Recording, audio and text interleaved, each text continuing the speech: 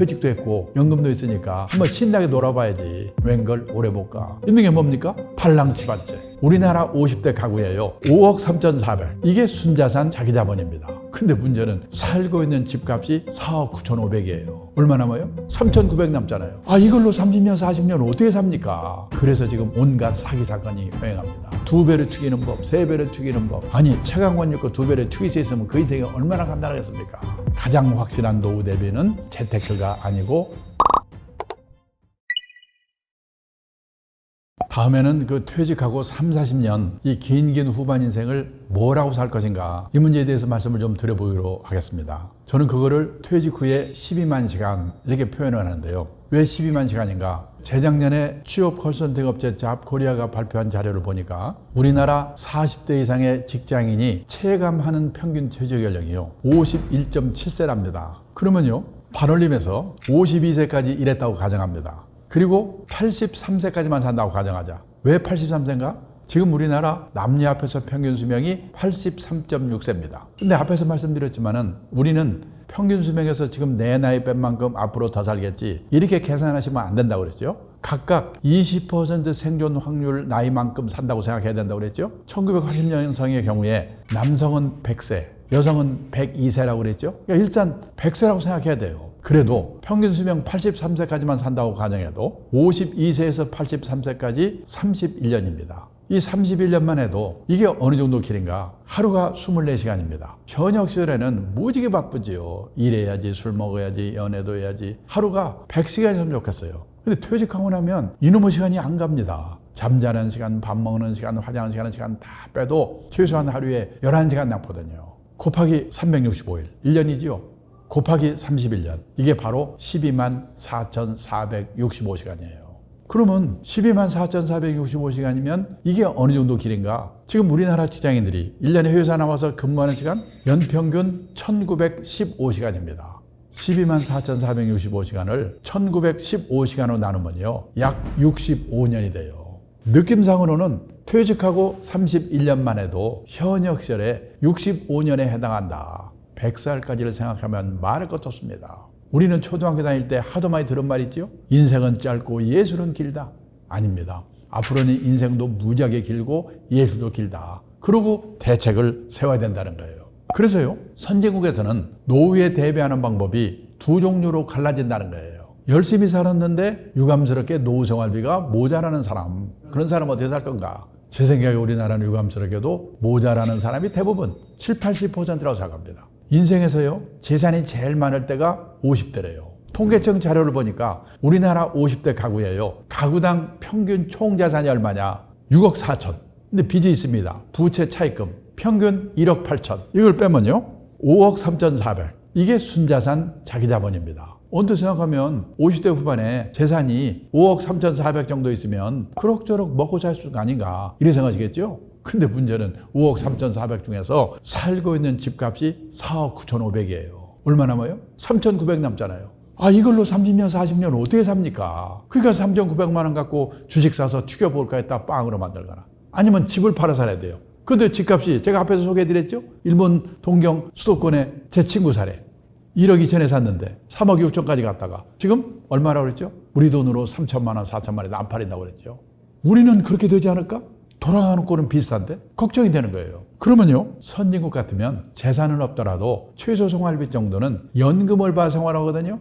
우리는 그럴 수 있는 사람이 학교 선생님, 공무원, 군인 출신 빼고는 거의 없거든요. 보통 사람은 있는 게 국민연금 하나 정도인데요. 저도 놀랐는데요, 우리나라 65세 이상 고령자 중에서 국민연금을 나이 들어서 받는 걸 노령연금이라고 그러죠. 몇십만 원이라도 49%, 절반밖에 안 돼요. 더 문제는 월 수령액 60만 원 미만이 77%, 껌값. 100만 원 이상 받는 사람은요 9%밖에 안 돼요. 퇴직연금? 저 작년에 퇴직연금 적립된 금액을 가입자 수로 나눠봤더니 약 4,300만 원. 개인연금? 가입자도 많지 않지만 계좌 수로 나눠봤더니 약 4,500만 원. 두 개 다 한꺼번에 받아봤자 2, 3년 지나면 없어져요. 있는 게 뭡니까? 팔랑치반제. 근데 그 집이 내 노후에 도움이 될까? 지금요, 일본 동경에 가면 신도시, 우리말 하면 분당, 일산, 80년대까지만 해도 흥청흥청하다 신도시인데요. 저녁에 가보면 불안돈 아파트가 많아요. 비어 있어가지고. 지금 일본의 빈집이 846만 채래요. 10년이 지나면 일본 집 4채 중에 한 채가 빈집이 될 거래요. 도움이 안 돼요. 우리나라 빈집? 3년 전에 우리나라도요 151만 채가 비어있다고 하더라고요. 시골에 농가주택 비어있는 거? 아닙니다. 대도시 한복판에도 빈집이 생겨요. 도청이 있던 자리가 도청이 딴 데로 옮겨가 버리면 빈집이 생겨요. 지방도시 가보면 요즘도 외곽으로 신도시가 생기거든요. 구도심에 있던 젊은 사람들이 다 글로 이사가요. 구도심에 노인만 남아있다가 그분들 돌아가시면 집이 피어요. 우리나라도 만만치 않아요. 도움이 안 돼.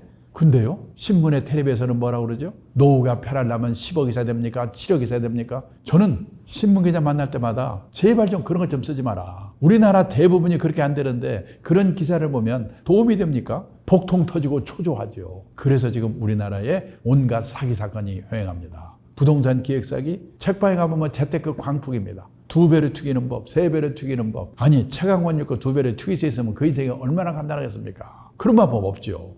오직 하면요, 일본의 신문기자, 일본경제신문에 서울에 와서요 특파원으로 4년 동안 근무하고 한 일본의 신문기자가 있는데, 이 친구가 임기 마치고 지네 나라 돌아가면서 저보고 뭐라고 하냐면, 한국에 와서 4년 동안 근무하면서 보니까 한국 사람들은 돈을 버는 방법, 그 사람을 자산 관리해서 입구 관리라고 표현했어요. 입구 관리에 대해서는 쌍부로 결심이다. 그런데 나이가 60이 돼서 번 돈이 모자란다? 그러면 그 사람은 부자 될 확률이 별로 없죠. 그럼 어떻게 되냐? 맞춰 사는 방법을 배워야 되죠. 또 운 좋게 부자가 됐다? 그러면 아름답게 사는 방법. 그 사람을 자산 관리해서 출구 관리라고 표현했어요. 한국 사람들은 입구 관리에 대해서는 무제 결심인데 출구 관리에 대해서는 집에서 가르치냐, 학교에서 가르치냐, 사회에서 가르치냐, 공부가 너무나 안 돼 있다. 이러고 가는 거예요. 저 기분이 얼마나 나쁘겠습니까?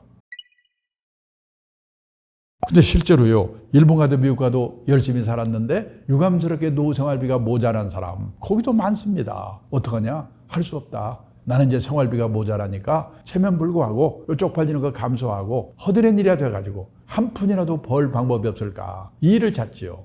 제가 지금부터 48년 전입니다. 1975년 이 여름인데요. 일본 동경 증권거래소라는 데 가서 연수를 받았어요. 그때 일본의 전체 인구 중에서 노인 비율이 8%였습니다. 지금 우리나라 노인 비율 18%입니다. 48년 전에 일본의 노인 비율이 지금 우리나라 노인 비율의 절반도 안 됐는데요. 지금 생각해 보니까 그때 일본의 노인들은 체면을 버리고 일할 준비가 되어 있었구나. 그때 제가 2가지 광경을 목격했습니다. 하루는 동경증권거래소 지하에 주식이나 채권을 보관하는 창고가 있는데요. 그 앞을 견학하는데 머리가 허연 70은 넘어서 가던 노인들이 100명 정도 앉아가지고 주식을 세고 있어요. 저 놀래가지고 안내하는 분한테 물어봤죠. 저분들 옛날에 뭐 하는 분들입니까? 옛날에는요, 회사 임원도 있고 공무원 출신도 있고 한 자씩 한 사람들이죠. 얼마씩 받아요? 시간당 500엔, 우리 돈으로 5, 6천 원 받고 일한대요. 끝나고 제 숙소가 비즈니스 호텔입니다. 거기를 가보니까 5시가 되니까 인류 호텔이 아니라서 그런지 모르겠지만은 젊은 아가씨들이 퇴근을 하고 할아버지들이 밤땅번으로 교대를 하는 겁니다. 제가 그 2가지만 가지고 일반화시킬 수는 없지만은 젊은 나이에 그거를 보고 나이가 들어서 일을 하려면 폼나고 고난이 있는 일은 젊은 사람한테 주고 저렇게 허드렛 일 해야 되는 거구나. 나도 이렇게 오래 살아야 될 텐데 저런 준비하고 살아야 되겠구나. 저는 그때 그걸 본 것이요, 제 인생에 얼마나 도움이 됐는지 모릅니다. 근데 그로부터 40년이 지나서 2015년 가을인데요, 일본의 유명 주간지가 일본의 퇴직자들이 하고 있는 일을 5가지 소개했어요. 다 우리나라에 있는 거예요. 아파트 관리인, 일본에서도 아파트 관리인 이거 하려고 경쟁률이 50대 1이에요. 제 친구는 사장인데요. 그 딸이 대학 나온 애인데 40대 중반인데 애 2을 키우느라고 회사를 퇴직했대요. 근데 애만 키운 게 아니라 틈틈이 시간을 내가지고 간호사 자격을 받을 수 있는 전문학교를 다녔어요. 대학 나온 애가 간호사 자격을 따로 받은 거예요. 근데 지금 일본에는 우리도 곧 그렇게 될 것 같은데 방문개호라고 해가지고, 개호는 우리말로 간병 돌봄이란 뜻이라고 그랬죠. 경제력 있는 노인들이 혼자 아니면 둘이 사는 집에 가가지고 주사도 놔주고 건강 체크해주고 간단한 집안일 도와주고, 그러는 일의 수요가 폭발적으로 들고 있어요. 그거에서 돈 벌고 있어요. 사장 딸이고 대학 나왔는데. 중요한 거는 이런 일을 하면서도 쪽팔려 하지 않고 이런 일을 하는 사람을 우습게 보지 않고. 근데 그동안에 우리나라는 일도 없지만은 하고 싶어도 체면 남의 눈 때문에 어려웠거든요. 그런데 요 몇 년 전부터 우리나라도요 무섭게 바뀌고 있어요. 제가 얼마 전에 택시를 타고 가는데 기사분이 60년 넘은 분인데요, 외국 회사에 서울 사장을 했대요. 사장할 때는 기사 딸린 에쿠스차에다가 부인은 사모님 소리 듣고 폼 잡고 다녔대요. 이분이 대단한 게 사장을 끝내자마자 목표를 세웠는데 나는 3년 이내에 개인 택시 받을 자격을 갖자. 그러려면 영업용 택시를 3년 무사고 운전해야 된대요. 그때 그분이 1년 8개월이 됐다고 그러더라고요. 이런 분이 들고 있어요. 그렇게 살다 보니까 60이 돼서 먹고 살 걱정은 없게 됐다. 유감스럽게 우리나라는 그런 분이 20, 30%밖에 안 됩니다. 그러면 그런 분들은 퇴직도 했고 먹고 살 걱정도 없으니까 놀고 먹으면 되는가? 아닙니다. 특히 도시에 사는 사람일수록 퇴직하고 소일거리가 없어서 미치거든요. 요즘 서울 시내 1류 호텔에 헬스클럽 한번 가보면은 왕년에 장관, 차관, 사장했던 사람 다 모여있어요. 거기서 오전 시간 때우고 오후에 커피숍에서 얼마 전에 정부 고관에 있던 제 친구가요. 저녁 먹다 뭐라고 하냐면 자기는 아침에 잠에서 깨면 침대에서 내려오기 전에 오늘은 뭐 할까? 그 생각부터 해놓고 그때 내려온대요. 하루 이틀도 아니고 30년, 40년 그렇게 살아보세요. 환장합니다. 그래서 선진국에서는 퇴직하고 먹고 살 걱정 없는 뭐 하는가? 취미활동 절반, 봉사활동 절반이면서 약간의 용돈벌이 하는 일. 그런 일들을 다 하고 있다는 거예요. 지금 우리도 그런 세상으로 가고 있거든요. 나는 뭘 가지고 해볼까? 우리가 인생을 살아가면서 정년을 3번 맞이한다고 합니다. 전 시간에 말씀드렸죠? 고용정년, 일해정년. 보통 고용정년은 55세인가요? 그 다음에 일해정년. 아직도 몸이 쌩쌩하니까 뭔가 허드렛 일이라도 자원봉사활동이라도 자기가 정해서 하는 일의 정년이 있습니다. 그리고 마지막으로 하나님이 불러가는 정년, 인생 정년이지요. 고용정년, 일의 정년, 인생 정년. 이 3번의 정년을 어떻게 맞이할 것인가. 이런 준비를 하고 사는 게 재테크보다 훨씬 더 중요하지 않을까. 우리가 노후에 3대 불안 얘기했죠. 첫째가 돈입니다. 둘째가 건강, 셋째가 외로움. 이 3대 불안을 해소하는 최선의 방법은 돈이 되는 일이든 취미 활동이든 사회 공헌 활동이든 그걸 겸하는 활동이든 뭔가 소일거리가 있어야 된다는 거예요. 여기까지 결론이 뭐냐? 가장 확실한 노후 대비는 재테크가 아니고 평생 현역이다. 돈 있으면 있는 대로, 없으면 없는 대로.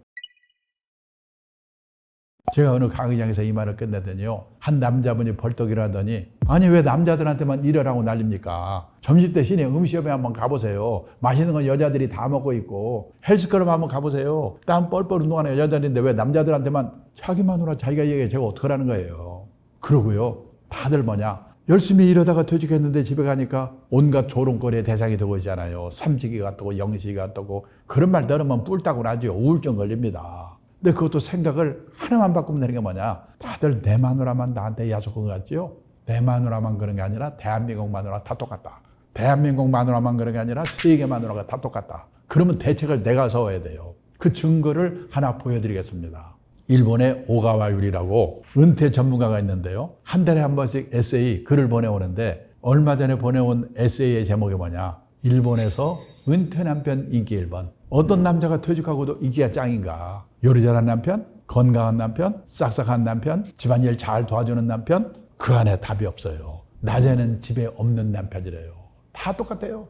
지금요 일본은 더 난리예요. 많은 분들이 요리는 중국 요리가 최고고 마누라는 싹싹한 일본 마누라가 최고라고들 치불리는데 천만의 말씀입니다. 요즘 일본의 가정주부들이 남편이 퇴직하고 집에 있으니까 남편 재택 스트레스 증후군이라고 생겼대요.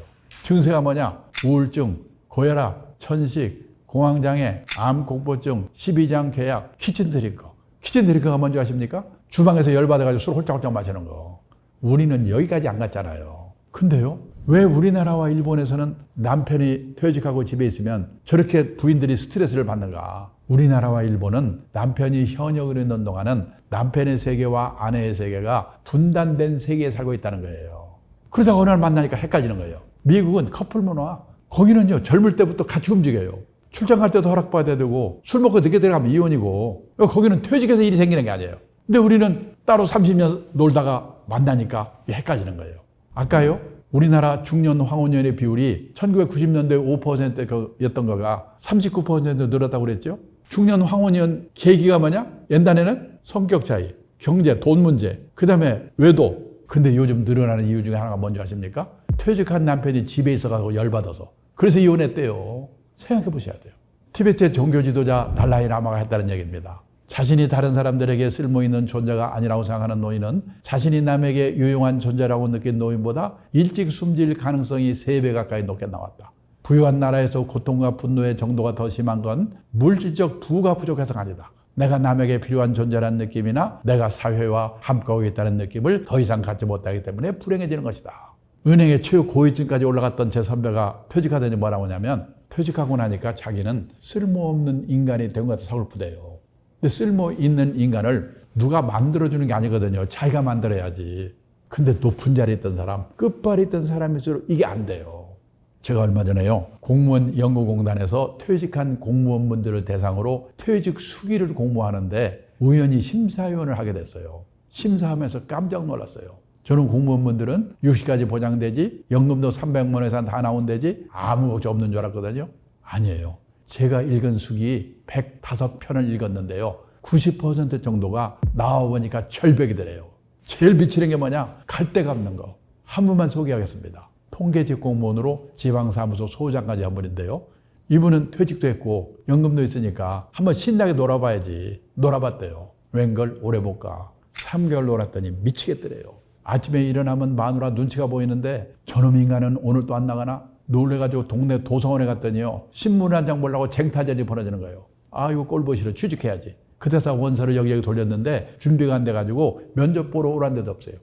내 오늘 한 군데서 면접 보러 오라고 연락이 왔더래요. 놀래가지고 봤더니 요즘 많이 생기고 있습니다. 주간노인보호센터. 아까 말했죠? 일본도 우리나라도 젊은 노인이 나이 든 노인 도와주는 게 큰 일거리라고요. 면접에 붙어가지고 하루에 5시간에서 6시간 일을 하는데요. 아침에 자동차로 노인들을 모셔다가 센터에 모셔다 놓고 같이 놀아주는 거예요. 장기도 되고 노래도 부르고 이분이 싹싹한가 봐요. 또 시골에 노모가 혼자 계신데 혼자 계신 노모를 상해서 이분들한테 내가 잘해줘야지. 인기가 짱이에요. 근데 요즘요. 주간노인보호센터가 여기저기 생기면서요. 노인들이 삐치면 다른 데로 가버린대요. 돈이 안 되잖아요. 근데 그 센터는 그분 때문에 다른 데서 온대요. 유명인사가 됐어요. 그래서 한 달에 월급 얼마 받는가? 월급을 70만 원 받고 집에서 내던 건강보험료 30만 원을 회사가 내준대요. 100만 원 벌어다 주고 집이 없으니까 그 수기의 마지막에 뭐라고 썼는지 아십니까? 그렇게 무섭던 마누라가 천사로 바뀌었다. 남자분들은 갈 데가 있어야 돼요.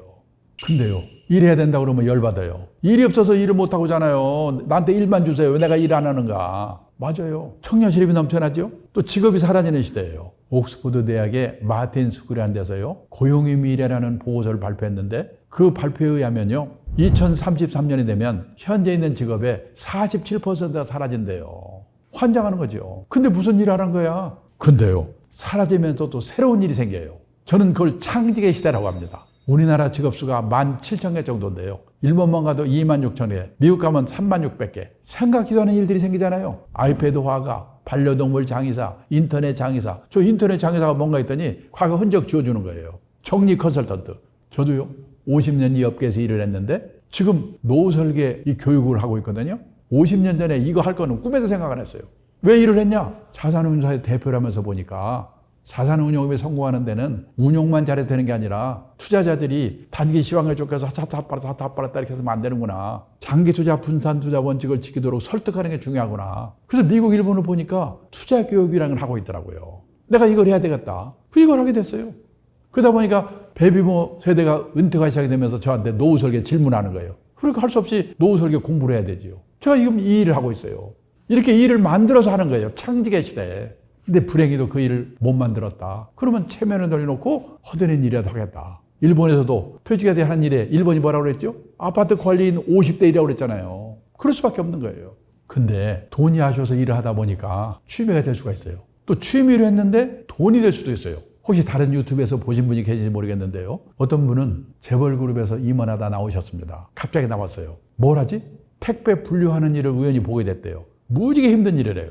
만약 돈 때문에 했으면 못했을 거래요. 근데 그때 그분이 과체중이었대요. 운동 하나, 이거 하나 마찬가지로 몸무게 빠지겠네? 그래서요. 몸무게 뺄 요량으로 그 일을 했대요. 몇 개월 했더니 몸무게가 빠졌어요. 그리고 그 사이에 일이 손에 익었어요. 지금도 계속 한대요.